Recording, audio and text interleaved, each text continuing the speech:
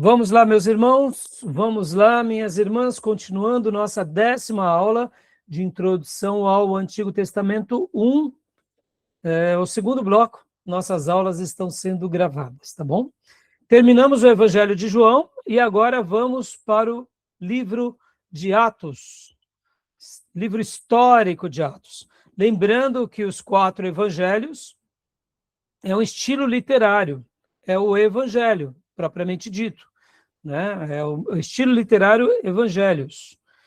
É claro que todo o Novo Testamento tem evangelho, mas no que se diz respeito ao estilo literário, agora nós estaremos entrando no livro de Atos, e ele é classificado como um livro histórico.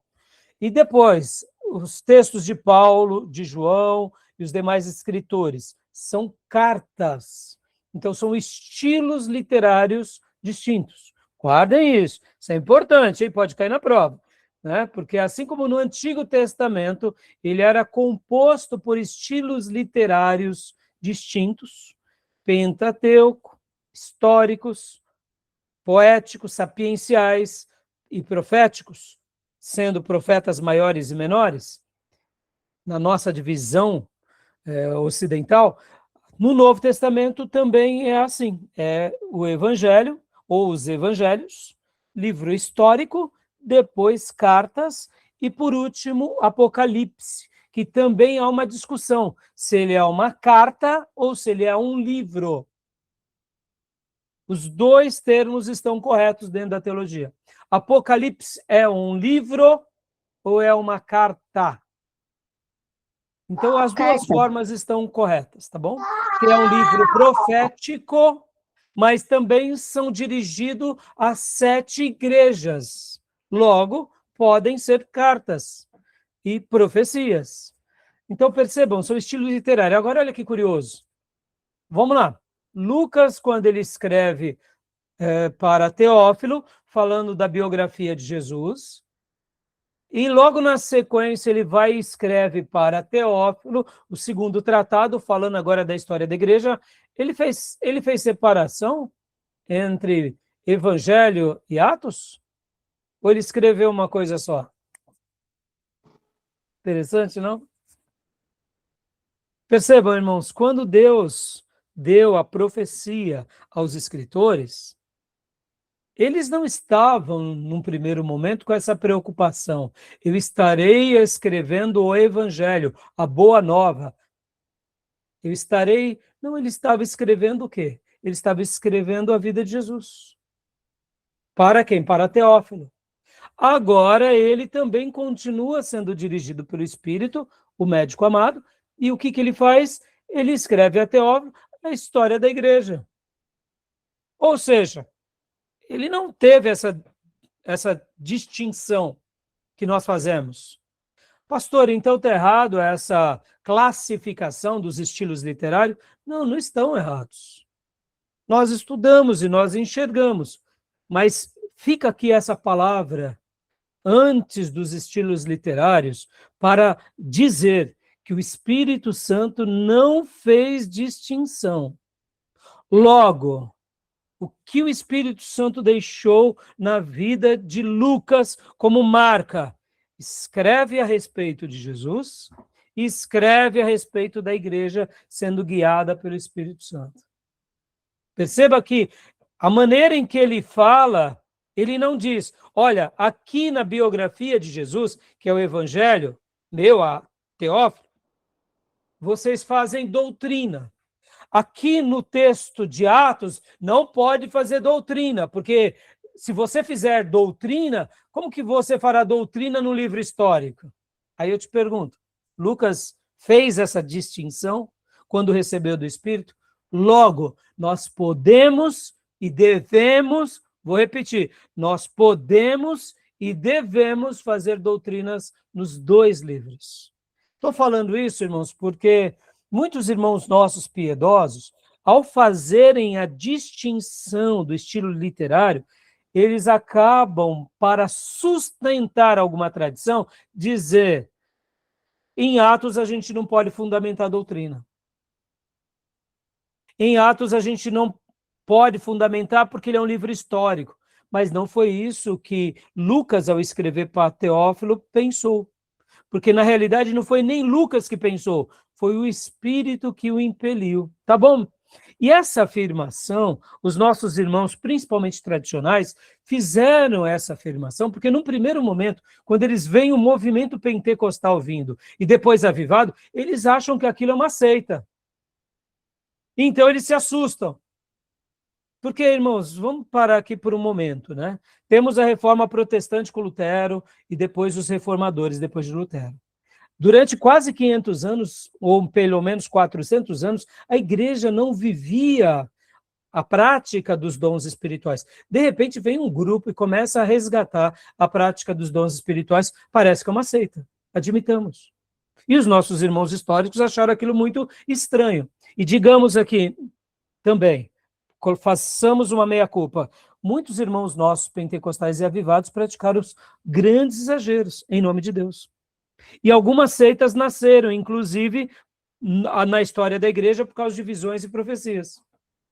Então, os nossos irmãos históricos, quando vinham irmãos pentecostais e avivados e diziam, olha, batismo com o Espírito Santo, dons, não, aquilo ficou para Atos. Já que Atos é um livro histórico, então a gente não faz doutrina. Entenderam? Já que eles tinham uma premissa de serem aqueles que viam que os dons espirituais tinham cessado, eles enxergavam assim, porque eles aprenderam que, de fato, o livro de Atos é histórico, porque, de fato, Atos trata da história, mas eu poderia dizer também que o livro de Lucas é histórico, é a história de Jesus. Só que a dimensão é diferente. Um pega a história de Jesus do nascimento, e depois até a sua morte e ressurreição, e o outro pega a história da igreja, guiado pelo Espírito. Então, quando nós aprendemos que Atos ele tem muita história, e de fato tem, e classificamos dentro do estilo literário de histórico, a gente também não pode desconsiderar tudo isso que eu falei há pouco. Porque Lucas, quando é guiado pelo Espírito Santo, ele não fez distinção. Aqui você faz doutrina, acolá não. Ele simplesmente disse, olha, essa é a realidade do Deus Filho e essa é a realidade do Deus Espírito Santo na vida da igreja. E com os devidos cuidados, a gente faz uma leitura harmoniosa. Então, quando nós estudamos e fracionamos entre evangelhos, históricos, cartas e profético, nós não estamos fazendo nenhuma besteira. Pelo contrário, a gente só está dizendo o seguinte, que em Atos tem mais história, mas também podemos fazer doutrinas, e repito, devemos fazer doutrina. E olha aqui, até mesmo para mostrar, né, que, graças a Deus, o debate dos nossos irmãos tradicionais hoje se apaziguou. Podem ver, irmãos, que os nossos irmãos tradicionais são os que mais enviam missionário no país e no mundo. Não sei se você sabe que a Igreja Batista Brasileira é a que mais envia missionário. E eles são tradicionais. E qual é a base deles para isso? É Atos, principalmente Atos 1:8. E eles enviam. Ora, se eles cumprem Atos e fazem Atos o seu grande id, como Jesus tinha dito, por que não ver as outras coisas? Hoje, graças a Deus, já se apaziguou.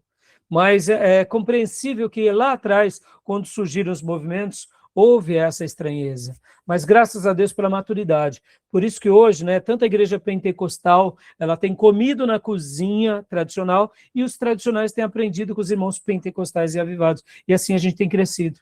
E que juntos a gente possa fazer uma grande obra para Deus, tá bom? Então agora a gente vai para esse livro tão maravilhoso, que é o livro histórico de Atos, tá bom?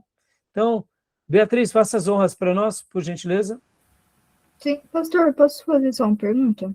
Claro. Dentro dessa questão dos gêneros literários, pelos evangelhos ter sido escrito, né, para um público específico, isso também não pode ser confundido como cartas? Ou não? Olha, eu achei muito interessante, viu, Beatriz, sua pergunta. Eu creio que sim, viu? Eu creio que sim. Eu nunca parei para pensar, mas eu achei bem pertinente seu argumento. Porque quando nós pensamos que foi para um público específico, Bem curioso sua definição, viu? Eu acho que aí vale um bom TCC de curso do bacharel, ou quem sabe a dissertação de mestrado ou tese de doutorado. Porque a gente sabe que é universal, todos eles têm um aspecto também de atingir as demais, né, nações, mas é bem interessante, porque Mateus foi para os judeus, né? Marcos foi para os romanos, Lucas para o grego e romano, e João para o mundo todo, né? Então, assim, bem interessante, gostei. Poderia, é que se convencionou, né? Se convencionou. Agora, você vê, Beatriz, estudar como estilo literário é interessante, porque isso nos, é, é, nos ajuda a compreender algumas dificuldades, principalmente no Velho Testamento, que quando a gente estudou ali os livros poéticos, né? Os poéticos se tornam mais difíceis para a gente interpretar, porque é poesia. Os evangelhos, vamos dizer assim, ele é mais fácil, porque ele está tratando da pessoa de Jesus. Mas pode ver, quando a gente pega só os evangelhos, sem as cartas, a gente não fundamenta muitas doutrinas, né? É nas cartas que a gente vai fundamentar a maioria das doutrinas. Não que nos evangelhos não tenham, mas na maneira em que eles apresentam Jesus, tem doutrina, mas não fica aquela estrutura tão normativa, né? A estrutura normativa vem com o surgimento da igreja, com a estrutura da igreja, quando a igreja agora é formada, né? Ela recebe o Espírito Santo e dons, então fica mais claro essa estrutura. Mas mesmo assim, eu achei muito legal. Então, é bem curioso, eu acho que se pensar, viu? Tá bom? Então, faça as honras para nós, filha. Atos dos Apóstolos, o início da Igreja Cristã. Por favor. Agenda, parte 1. Ensaios da Baixa Crítica. Título do livro, autoria, data, local e propósito, contexto histórico, os diversos nomes de Atos, paralelos entre Pedro e Paulo, as 3 viagens missionárias de Paulo e a sua ida a Roma, e a quarta provável viagem missionária de Paulo. E a parte 2 é os ensaios da autocrítica. Aqui na parte 2, lembra muito que nós vimos há pouco sobre aquela questão do Evangelho de João, as escolas de alta crítica. Então, os ensaios da baixa crítica, que na realidade o professor Jair faz essa divisão, mostrando, a grosso modo, olha, essa baixa crítica seria dentro daquilo que nós acreditamos, ou mais nos unimos ao consenso ortodoxo. Já nos ensaios da alta crítica, é aqueles questionamentos, como há pouco a gente viu sobre a data de João, se era mesmo João o apóstolo, se era o outro João presbítero, ou se era outra pessoa que escreveu com o nome de João. Então, a alta crítica vai ter vários ensaios sobre isso também, tá bom? A gente não vai gastar muito tempo sobre essa questão, porque na parte conservadora e ortodoxa, a gente fica mais dentro dessa premissa tradicional, tá bom? Então, continua para nós, filha, ensaios da baixa crítica, por gentileza. Título do livro. O título Atos segue o costume da literatura grega, por exemplo, Atos de Aníbal, Atos de Alexandre, livros que descreviam grandes feitos. O livro do Atos dos Apóstolos assume outros títulos nos diferentes manuscritos gregos e principais comentaristas. Deixa eu dar uma pausa aqui. Lembram que os livros, quando foram escritos, não necessariamente tinham um cabeçalho, tá bom? Gênesis não estava Gênesis. Os judeus não colocavam o livro de Gênesis, livro de Êxodo. Era o Bereshit, era o livro do começo, das origens. No deserto. Lembra que os títulos que se davam era isso, era dessa forma. Assim também foram os evangelhos. Eles não tinham necessariamente colocado um título, Evangelho segundo Mateus, ou São Mateus. com a tradição, com as cópias que foram colocando. Olha, isso daqui é o Evangelho do apóstolo Mateus, do evangelista Marcos, Lucas.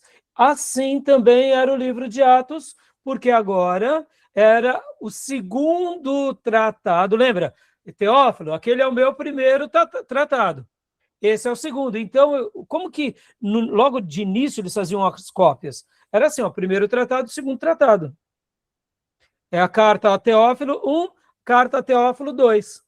Mas com as cópias e com os manuscritos foram colocando títulos para identificar, para saber qual é. Então, aqui o livro de Atos dos Apóstolos assume outros títulos nos diferentes manuscritos gregos. Gravem essa informação, irmãos. O Império Bizantino, por eles terem se mantido na tradição católica ortodoxa grega, a maior parte dos manuscritos preservados foram por eles, graças a Deus, porque eles preservaram muitos desses textos. E então as cópias, muito material estava lá também em Roma, tinha em outras regiões, mas o Império Bizantino, eles preservaram muitos documentos, tá bom? Então, muitos manuscritos gregos também, porque vocês vão lembrar que tudo era escrito em grego, koiné, né? E aí registram os seguintes nomes. Leia para nós, Fia. Atos e Transações dos Apóstolos, Codex Beazi. Ou seja, o Codex Bizantino. Uhum. Atos dos Santos Apóstolos, que é o Codex Alexandrinus. Que ficava no Egito. Atos dos Apóstolos, Codex Vaticanus. Atos, Codex Aleph. Livro da Demonstração da Ressurreição, Crisóstomo. Quem foi Crisóstomo? Foi um dos pais da igreja, apelidado de Boca de Ouro. Interessante, né? Ele chamava Atos de livro da demonstração da ressurreição. Interessante, né? E aqui os últimos dois? Evangelho do Espírito Santo Ecumênio. Ecumênio, desculpa. Atos do Espírito Santo, vários autores modernos. E.T. Ernesto Nini. Nosso pastor Ernesto Nini, na sua obra, ele prefere chamar assim. Eu amo essa definição, irmãos. Na minha opinião, o que é o livro, qual que é o melhor título para Atos dos Apóstolos? É Atos do Espírito Santo na vida dos apóstolos e da igreja. É óbvio que ficaria muito grande, né? Mas se eu pudesse dar um título ao livro de Atos, seria Atos do Espírito Santo nos apóstolos, na igreja. Porque foi isso que aconteceu, né? Ou Atos do Espírito Santo entre os apóstolos e a igreja. Algo do tipo, tá bom? Porque podem ver que Atos tem essa peculiaridade.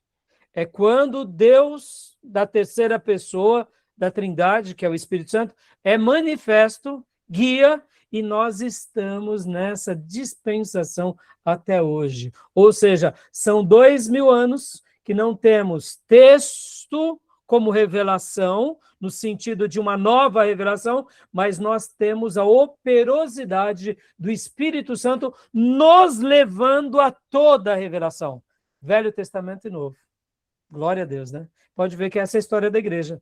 Nós não temos uma nova revelação, ou seja, estamos no silêncio profético de quase 2000 anos, mas nós estamos na operosidade do Espírito Santo durante 2000 anos. E quanto mais a igreja se lembra disso, mais vitoriosa ela é, porque ela vai à Bíblia. E toda vez que ela se esquece do Espírito Santo, ela vai aos seus mausoléus institucionais, sejam eles romanistas, sejam eles ortodoxos ou gregos, ou sejam eles até protestantes. E aí a gente começa a construir uma instituição sem o Espírito, logo em cima das nossas tradições, e não na Bíblia. Quanto mais eu dependo do Espírito Santo, mais ele me leva à Bíblia, porque o próprio Jesus disse que o Espírito Santo nos lembraria de tudo que Jesus fez. E o que Jesus fez? Senão todo o Velho Testamento e Novo, principalmente o Novo na sua obra de redenção. Tá bom? Tudo bem?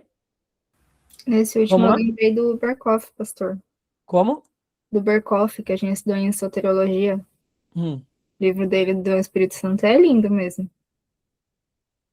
Beleza, é verdade, filha. Você vê a maneira que, por isso que você vê, nós seguimos um livro-texto, mas damos outros, porque perceba, Beatriz e irmãos, como é bom comer nessas cozinhas desses grandes teólogos ortodoxos, por isso que eles são clássicos. Né? Você vê, você está fazendo uma citação quando ele traz, né, a doutrina do Espírito Santo. Maravilhoso, isso aí.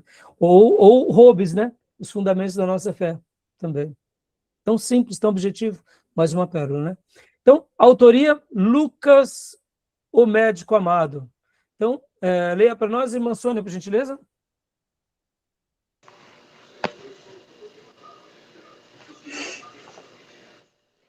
Evidências internas. Citação direta. Atos 1:1. Ou seja, né, temos as citações diretas. O próprio Lucas escrevendo para Teófilo. Continua para nós, irmã? Pode continuar essas evidências internas. Continuidade da narrativa. O final de Lucas termina onde começa o livro de Atos. Semelhança textual. 58 vocábulos semelhantes e exclusivos entre Atos e Lucas. Alta qualidade do grego koiné, quase clássico. Lembra? Ele era um médico, um estudioso, naturalmente, o texto sai mais rebuscado. Agora, irmãos, lembrem disso também. Possivelmente, nos primeiros anos, Lucas e Atos eram um livro só, tá?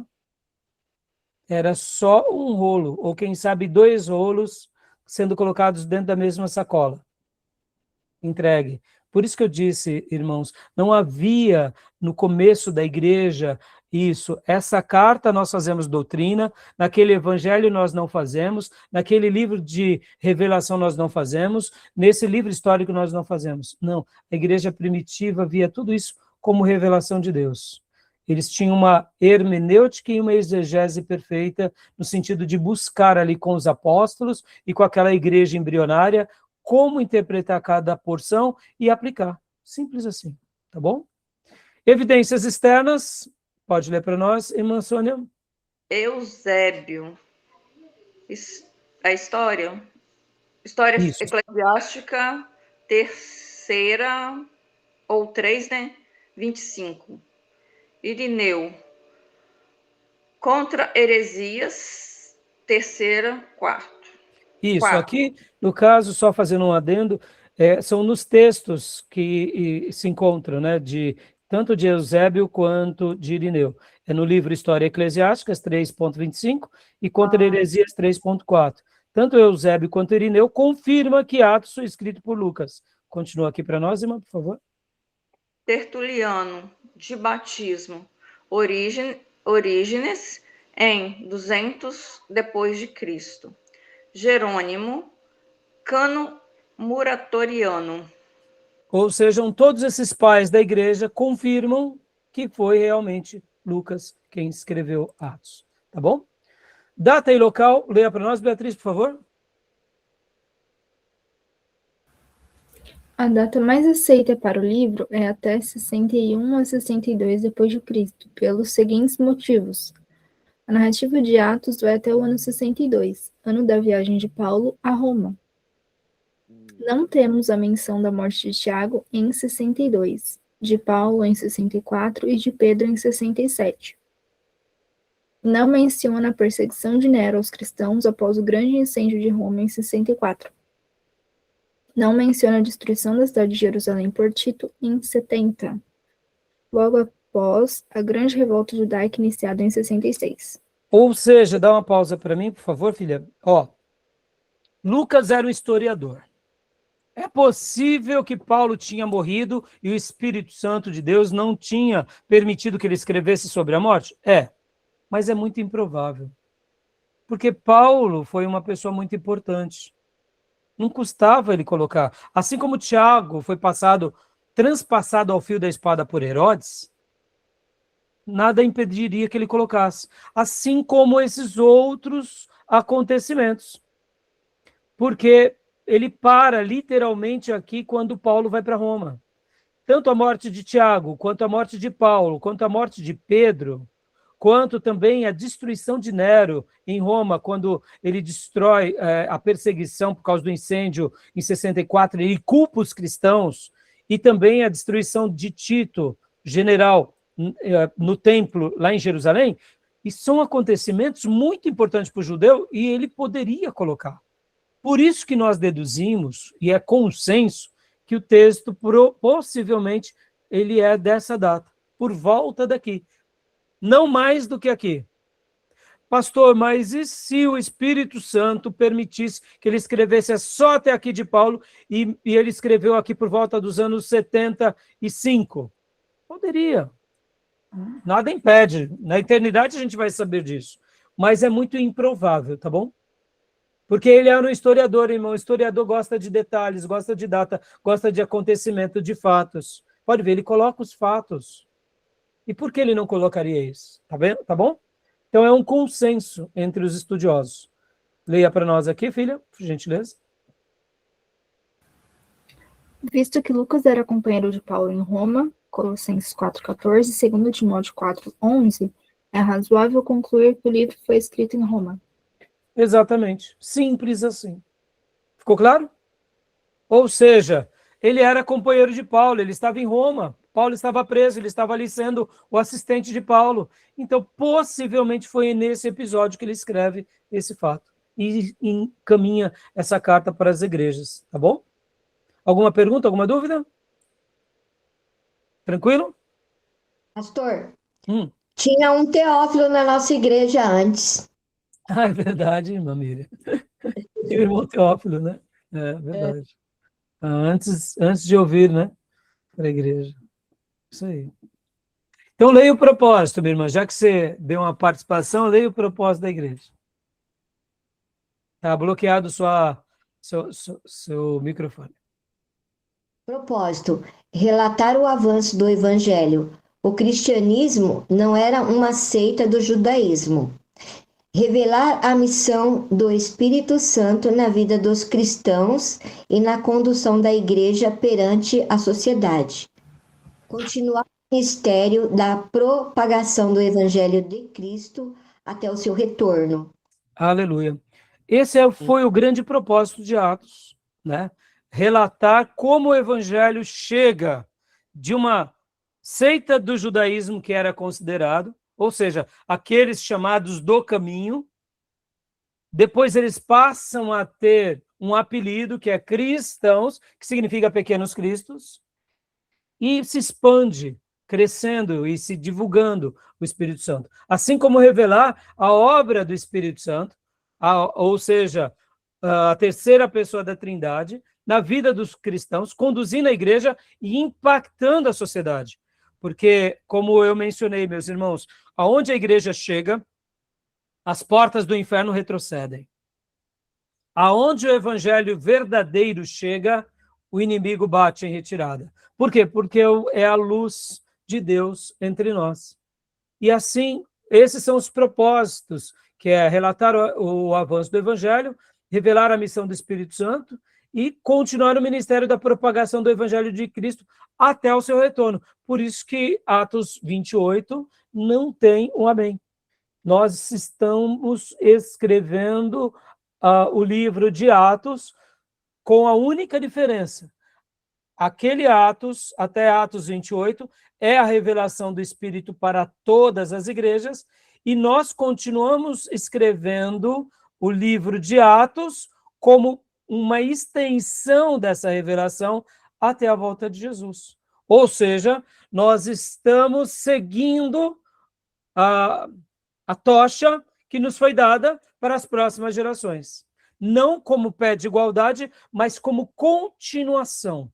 Fazemos parte da igreja de Atos, tá bom? Ou seja, somos frutos dela.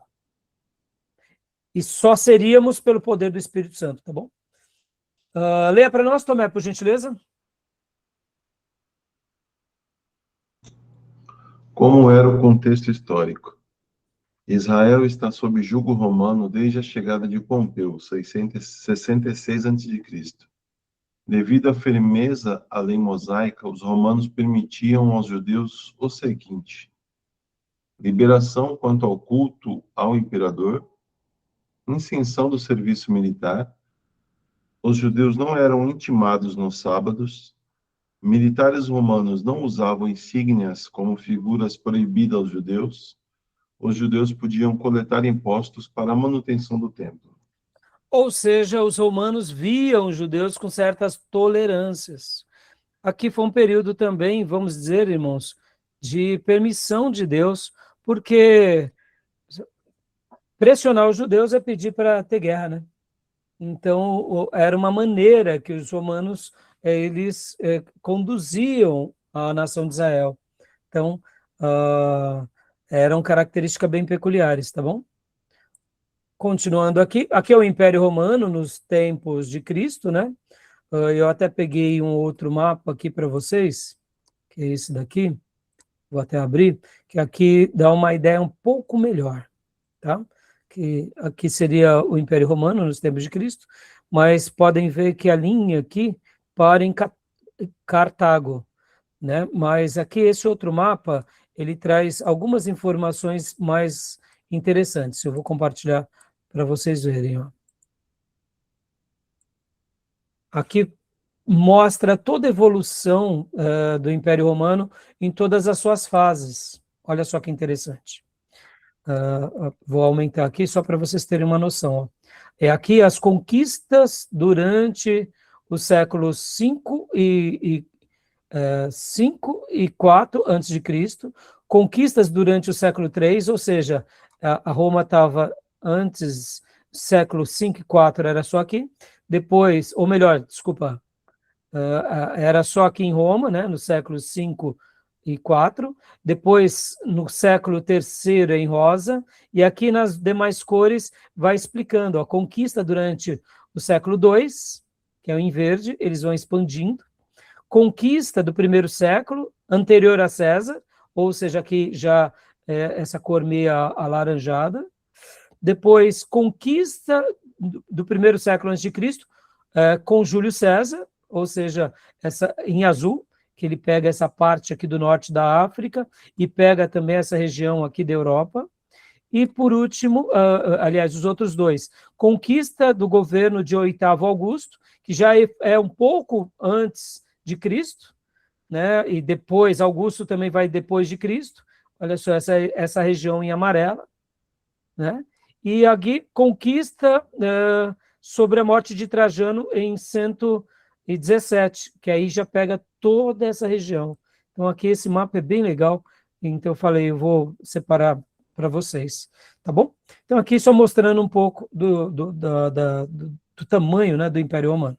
E aqui é o Mar Mediterrâneo, e aqui está em Israel, como vocês já aprenderam, tá bom? Então, continuando aqui. Alguma pergunta, meus irmãos? Alguma dúvida? Então, vamos lá, continuando. Como era o contexto histórico, irmãos? A gente já viu? Aqui. Leia para nós, Diego, por gentileza, os diversos personagens de Atos. Isso é legal demais. Pedro, discípulo de Jesus. João, discípulo de Jesus. Tiago, irmão de João e discípulo de Jesus. Tiago, irmão de Jesus. Estevão, diácono e primeiro mártir. Filipe, evangelista. Paulo, apóstolo dos gentios. Barnabé, pregador e companheiro de Paulo. Timóteo, discípulo de Paulo e pastor. Apolo, pregador aos gentios. Lucas, o médico amado e companheiro de Paulo. Poderíamos colocar aqui também outros nomes importantes, né? Por exemplo, poderíamos colocar aqui João Marcos, né? que assim como Barnabé foi útil para Paulo, foi também para João Marcos. Poderíamos colocar também outro nome importante aqui, que acompanha Paulo na segunda viagem missionária, que é Silvano ou Silas. E assim, mais alguns outros nomes, né? Mas assim, esses são os grandes nomes, os grandes personagens, tá bom? Aqui já é uma boa síntese, né? Apolo, temos também Priscila, Áquila, né? Pessoas muito importantes, tá bom? Continua para nós, Diego, por gentileza. Olha aqui esses paralelos. Aqui é muito legal. Meus irmãos, aqui dá uma mensagem, um estudo maravilhoso. Percebam, irmãos, esses slides aqui são materiais de estudo, de pregação e de ensino, hein? Olha aqui, ó, paralelo entre Pedro e Paulo. Aqui dá um estudo maravilhoso. Então, leia para nós, Diego. Pedro. Pedro, primeiro sermão, capítulo 2. Cura de um coxo, capítulo 3. Simão, o mágico, capítulo 8. Milagre da sombra, capítulo 5. Imposição das mãos, capítulo 8. Pedro é adorado, capítulo 10. Ressurreição de Tábita, capítulo 9. Prisão de Pedro, capítulo 12.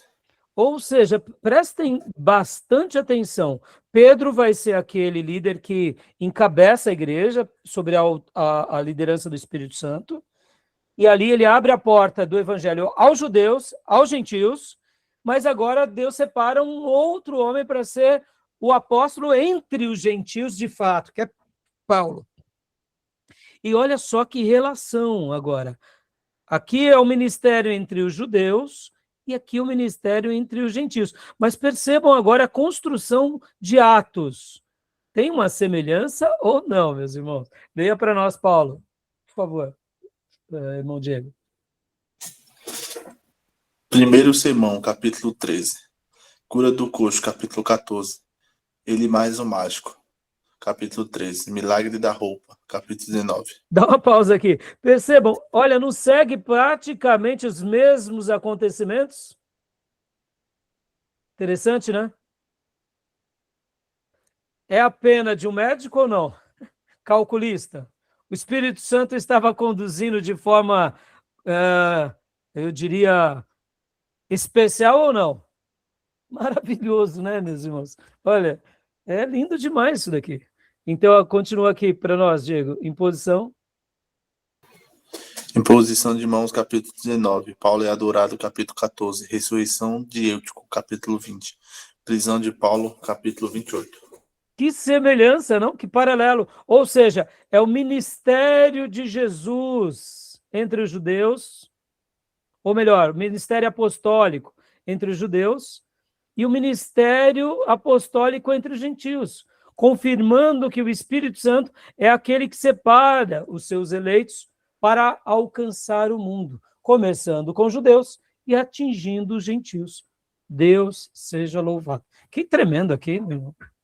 Aqui, ó, podem ver que aqui é um paralelo, mas vocês concordam que é praticamente uma estrutura do livro? É também uma estrutura. É uma outra forma de olhar pelos paralelos dos acontecimentos e pelos chamados entre judeus, chamado entre gentio. Fantástico. É claro que aqui é uma síntese, mas é muito curiosa, né? É óbvio que existem outras divisões interessantes, tanto no nosso livro-texto do Robert Gundry, quanto nos outros materiais, tá bom? Continua para nós, Diego, por favor. Pedro disse... Os diversos personagens de Atos, né? Pedro, discípulo de Jesus. João, discípulo de Jesus. Tiago, irmão de João e discípulo de Jesus. Tiago, irmão de Jesus. Estevão, diácono e primeiro mártir. Felipe, evangelista. Paulo, apóstolo dos gentios. Aqui a gente já leu. Então. Desculpa, eu voltei sem perceber. Peraí. Aqui, então. Então, desculpa, viu, Diego? Eu voltei sem perceber, eu falei, tem alguma coisa errada. Voltando, primeira viagem de Paulo, o texto de Atos vai mostrar. Agora, deixa eu fazer um adendo aqui que é muito lindo, irmãos. A igreja nasce aqui na região de Israel, não é isso? Começa em Jerusalém. Pastor, mas a igreja apostólica nasce em Jerusalém? Ora, o Espírito Santo é derramado aonde, irmãos? Permanecei na cidade, até que do alto sejais... Revestido de poder. Que cidade era essa? Jerusalém. Cidade escolhida de Deus. Agora, o quartel-general não ficava aqui na Galileia? Ficava. Mas foi aqui que Deus derramou o Espírito Santo? Foi. Por quê? Porque era numa festa. Qual festa? Tabernáculo, ou melhor, do Pentecostes. É a festa das primícias, onde você ia consagrar a Deus o fruto do seu trabalho, da sua colheita.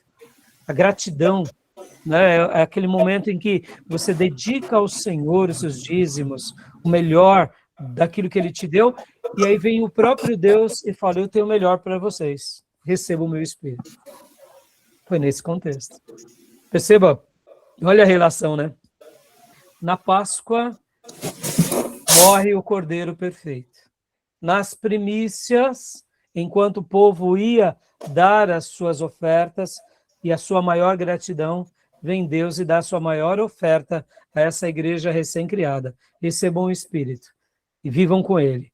E aí agora, a igreja, logo depois da primeira expansão, né, ou seja, dos seus primeiros êxodos, porque a gente tem a primeira dispersão, porque começam as perseguições, vai sendo espalhado para todo mundo. Chega uma comunidade em Roma, mas uma comunidade enorme fica aqui em Antioquia.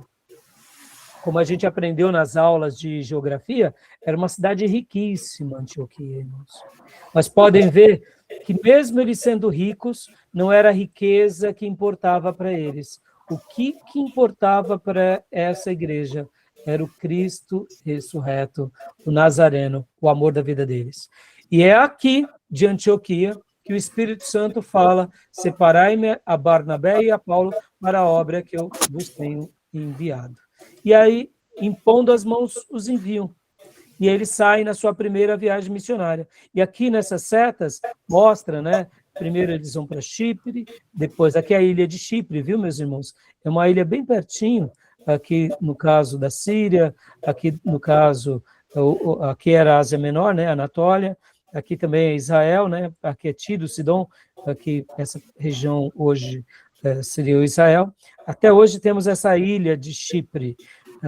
Atualmente a ilha de Chipre ela tem dois, vamos dizer assim, ela é dividida sobre duas lideranças, né? A parte da Europa e a parte da Turquia. Então, a Chipre, hoje, atualmente, ela é dividida assim. Então, Paulo, né, faz a sua primeira viagem missionária, depois chega em Perge, Listra, Antioquia da Pisídia, Icônio, Derbe, e faz o caminho de volta, e aí, quando ele volta aqui também para essa região de Perge, ele retorna para Antioquia. Essa é a primeira viagem missionária de Paulo. Agora, olha que interessante. Paulo, ele retorna para o seu quartel-general. Quando nós lembramos de Paulo, pensamos que ele era o líder, ele era o supremo dos mestres e profetas. Mas Paulo aqui, irmãos, quando ele volta para Antioquia, ele presta relatório. Em outras palavras, Paulo trabalhava debaixo da liderança de Antioquia. Interessante, né? Paulo se torna uma pessoa muito vultuosa, muito grande, pela vocação de Deus. Mas ele, no seu ministério e nos seus dias, ele era mais um ministro entre outros ministros. Mas ele trabalhava debaixo da igreja. Qual igreja? A igreja de Antioquia da Síria. Então, Paulo não era o chefão. Guardem isso. Ele era o servinho. Interessante, não? A gente acha que ele era o chefão, né? Que dava cartada. Não. Ele era o servinho. Ou, se preferir, o servão. Tá bom? Alguma pergunta, alguma dúvida? Não. Então, primeira viagem missionária. Vou bloquear aqui o seu microfone, tá, Diego? Só para não dar microfonia. A segunda viagem missionária, aqui já é bem maior. Ele sai também de Antioquia da Síria. Percebam? Olha, aqui mostra todas as cidades. Ele sai de Antioquia da Síria, vai para Tarso, depois para Derbe, Listra, Icônio, Antioquia da Psídia, Troade, Filipos, Anfípolis, Bereia, os bereanos aqui, ó, Atenas, Corinto, permanece um tempo em Corinto, onde ele até tem aqueles desânimos, e o Senhor o consola para que ele se mantenha firme, que tinha muitos ainda de Deus naquela cidade. Depois ele vem para Éfeso, e por último ele vem aqui para essa região, né, de Cesareia, Samaria, Jerusalém, e depois ele retorna para Antioquia novamente. Olha aí, que viagem maravilhosa, meus irmãos. Meus irmãos, aqui nos humilha, né? Quando a gente vê a disposição de Paulo. Ele estava disposto a viver e morrer pelo Evangelho.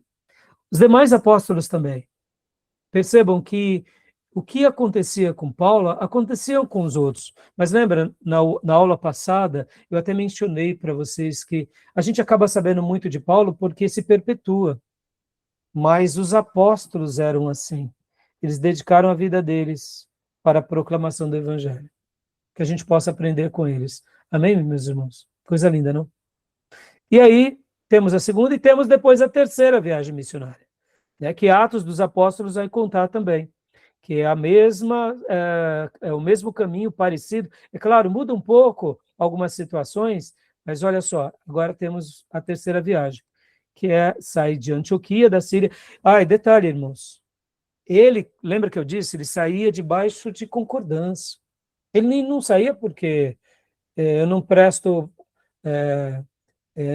conta para ninguém. Aprenda uma coisa, meus irmãos, se você não gosta de prestar conta, vai ser muito difícil você trabalhar numa igreja bíblica. Prestação de contas faz parte da vida, irmãos. É ruim prestar conta? É óbvio que é ruim, porque ninguém gosta disso. A gente quer ser chefe, a gente não quer ser empregado. Mas vem cá, a igreja é nossa. Deixa eu ensinar uma coisa para vocês que eu aprendi com o pastor José Silva. Ele falava assim, na reunião dos pastores: eu não tenho uma igreja, eu cuido de uma igreja. Nós, ministros, não temos uma igreja. Nós somos alguém que cuidamos, por enquanto. Podemos até responder juridicamente como presidente, mas é porque é o termo jurídico contemporâneo. Mas, na realidade, o presidente mesmo é Jesus. A gente é só um servo desse presidente. Tá bom, meus irmãos? Por isso que Pedro, na porta chamada Formosa, quando o paralítico pede dinheiro para ele não mentiu ao dizer: eu não tenho ouro nem prata, porque o que ele tinha não era dele. O que nós temos no caixa de uma igreja, mesmo a gente respondendo, não é nosso, é do Senhor, é daquela comunidade. Guardem isso. Igrejas bíblicas se prestam conta, tá bom? E lembrem disso, como servos de Deus, a gente tem que prestar conta. Cada igreja vai ter a sua estrutura, como a gente já aprendeu em teologia sistemática, em eclesiologia e também em administração eclesiástica. Cada igreja tem a sua estrutura, mas igrejas bíblicas prestam conta, tá bom? Ou seja, a gente não é dono, não está no nosso nome. E se alguma coisa, por enquanto, está, a gente tem que correr o mais rápido possível para que deixe de estar no nosso nome para ficar no nome da comunidade, tá bom? É assim. E a terceira viagem missionária, mais uma vez aqui, a igreja o envia. Ele não é auto-enviado, a igreja o envia. Agora, perceba, irmãos, isso tudo tem que ser muita harmonia, viu? Geralmente, olha só como as igrejas são pequenas. Quando o irmão na igreja está dando problema em um obreiro, muitos pastores falam assim: a gente precisa mandar ele embora, então vamos dar ele para um lugar, vamos dar um trabalho para ele cuidar, porque a gente se livra deles. Isso é uma covardia fazer, viu? Porque se o obreiro é problemático, ele não merece nem estar trabalhando, quanto menos ser enviado. Ele tem que estar de banco se ele é problemático. Estão entendendo, meus irmãos? É sério. Quem é que deve ser enviado? Olha o padrão aqui da igreja de Antioquia. São os melhores. Quem eram os melhores? Barnabé e Saulo. Depois Barnabé e João Marcos. E depois Paulo e Silas. Ou seja, essa igreja foi maravilhosa. Percebam que o Novo Testamento vai ser um pano de fundo direto e imediato do que acontece em Israel e na Síria. Israel e a Síria é onde dão DNA do Novo Testamento. Como assim, pastor? O Novo Testamento nos evangelhos e na criação dos apóstolos no primeiro momento, e depois na igreja de Antioquia da Síria, é a igreja que ganha o mundo. Qual é a igreja que ganha o mundo? É a Antioquia da Síria. Então aqui os melhores foram enviados, porque aqueles que são os melhores devem ser apoiados para fazer uma obra. E aqui a igreja envia, por um lado, Barnabé e João Marcos, e para o outro, Paulo e Silas. Na segunda viagem missionária foi Paulo e Silas, e agora na terceira também. E aqui eles são enviados, saem de Antioquia, vão para Tarso, Derbe, Listra, Icônio, Antioquia da Pisídia, Éfeso, Esmirna, Pérgamo, Troade. Aí depois, é isso, eles vêm para Filipos, depois eles vêm para Tessalônica, Bereia, aí voltam para Corinto, Acaia, Bereia, fazem o caminho de volta e depois vêm aqui para Mileto, Rhodes, Pálata, vem para Tiro, Ptolemaida, Cesareia e Jerusalém, onde ele é aprisionado. E aqui é a terceira viagem de Paulo. E aí temos a quarta viagem, que é aquela que ele sai de Jerusalém, Cesareia, Sidom, vem aqui, né, passa perto de Chipre, vem para Lícia,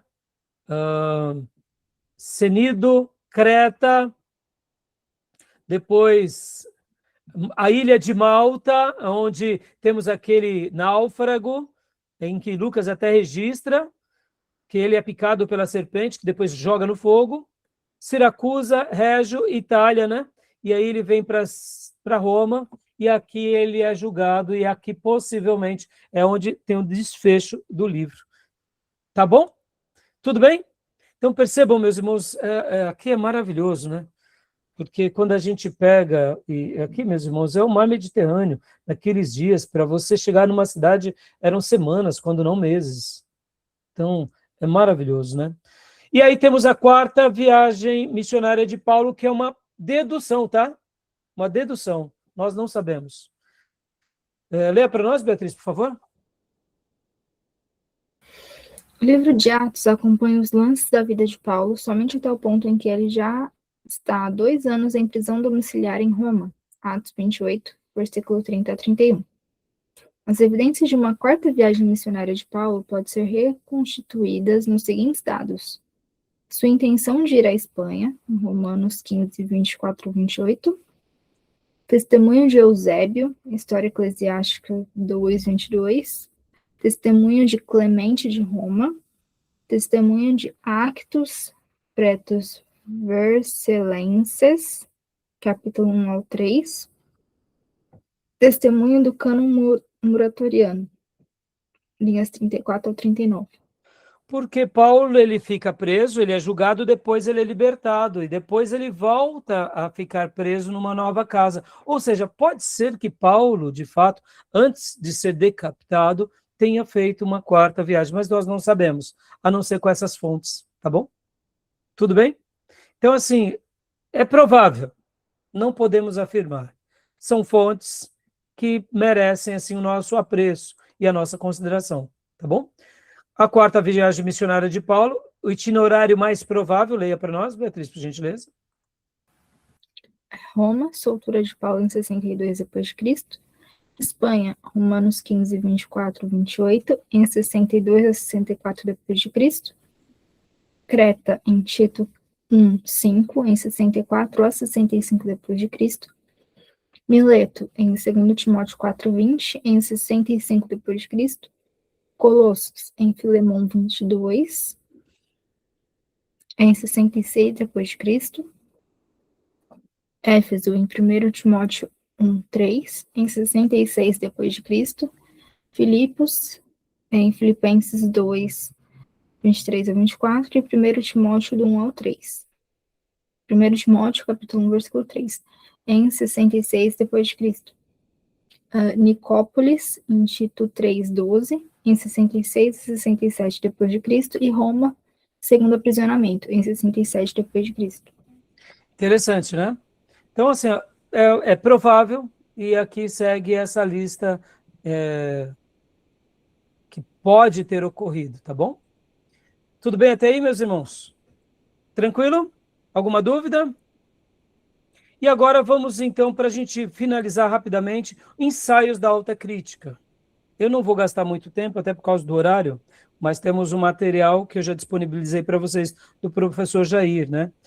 Ensaios da alta crítica. A alta crítica, dominada pelos teólogos liberais, como eu já disse, né? Temos que tomar cuidado com eles, tem realizado vários ensaios no sentido de tentar desmoralizar o livro de Atos. Irmãos, quando você tenta desmoralizar Atos, João, você está desmoralizando a tradição, logo você está desmoralizando a Bíblia, logo você está desmoralizando a revelação na pessoa de Jesus e nos feitos do Espírito Santo. Ou seja, é um desserviço medonho, tá bom, meus irmãos?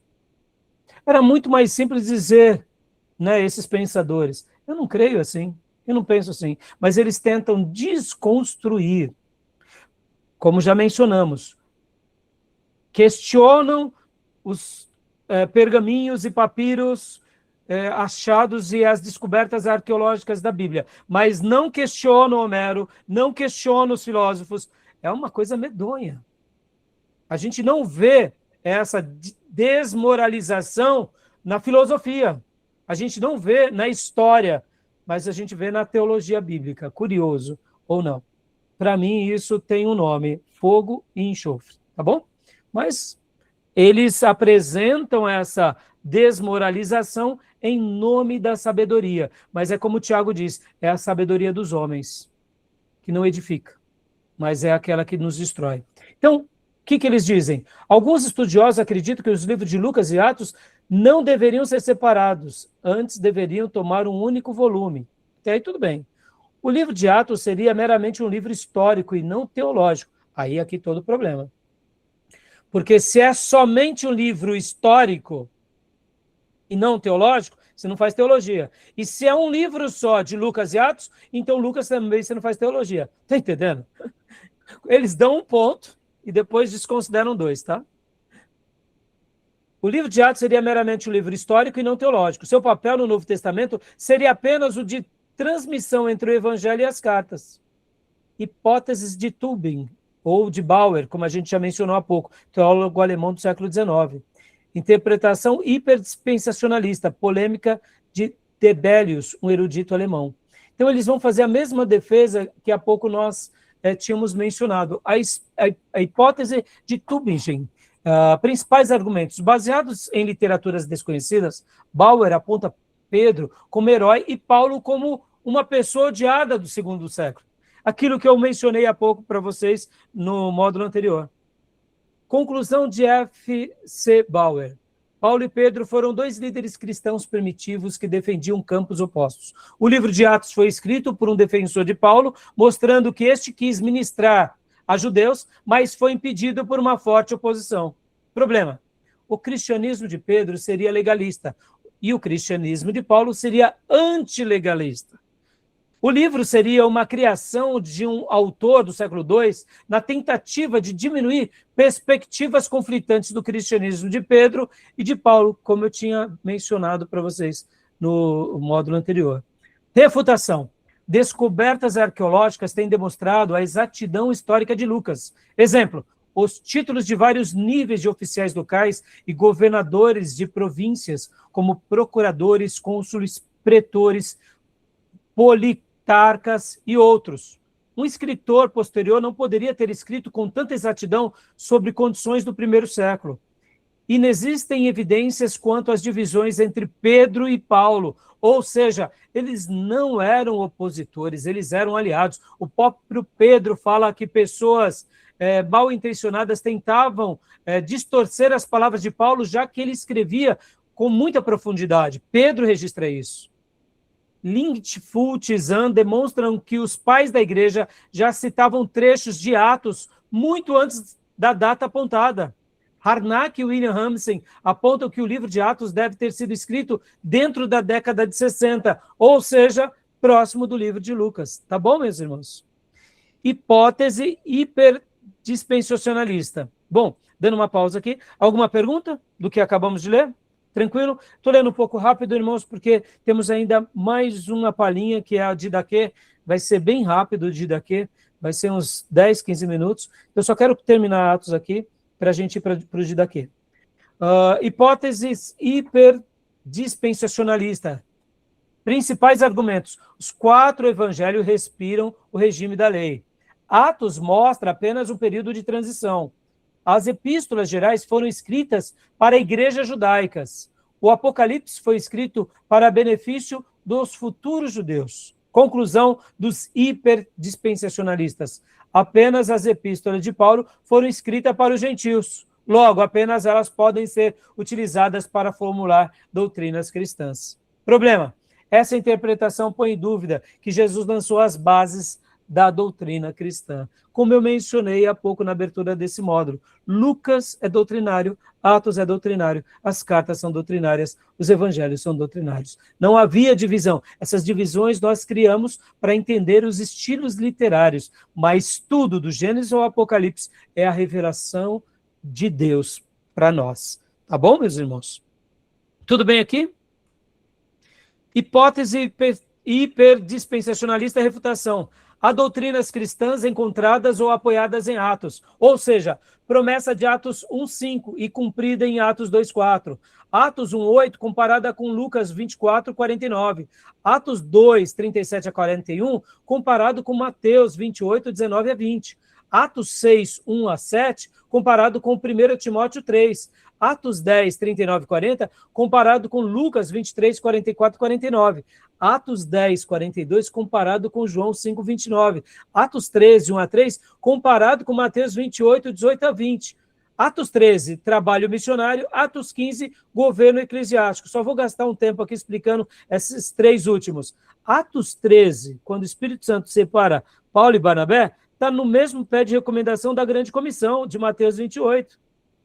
Atos 13, trabalho missionário, e Atos 15, governo eclesiástico, mostra como eles trabalhavam Atos junto com os evangelhos e com as epístolas. Ou seja, essas hipóteses caem por terra, tá bom?